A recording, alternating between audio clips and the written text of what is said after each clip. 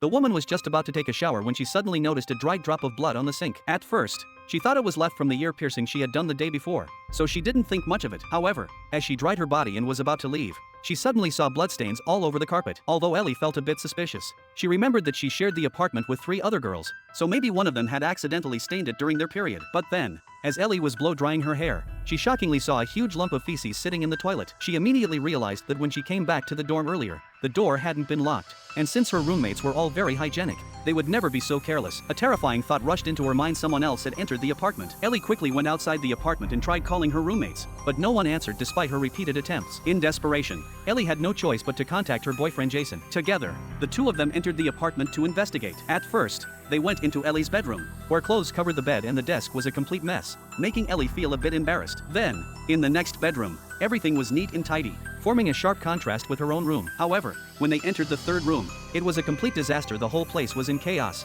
and one of the windows was broken, clearly showing that someone had broken in. Strangely though, valuable items like the camera were still there. Just then, the roommate of this room called, and Ellie quickly explained the situation. Hearing this, Annie immediately said she would come back right away. They then went to the last roommate's room, but the door was locked from the inside. Jason guessed that Emily might be staying at a friend's place, so Ellie tried calling her, but again, there was no response. Yet through the keyhole, they could clearly see her backpack inside, proving she was in the room. Jason immediately tried to force the door open with his shoulder, but it was unusually sturdy and didn't budge after several attempts. Even stranger, the feces in the toilet had vanished. Obviously, someone had flushed away the evidence after Ellie left. At this point, Ellie was completely terrified and didn't know what to do. But the most horrifying part was, just after they finished reporting to the police, they suddenly looked up and saw 2 officers already walking toward them.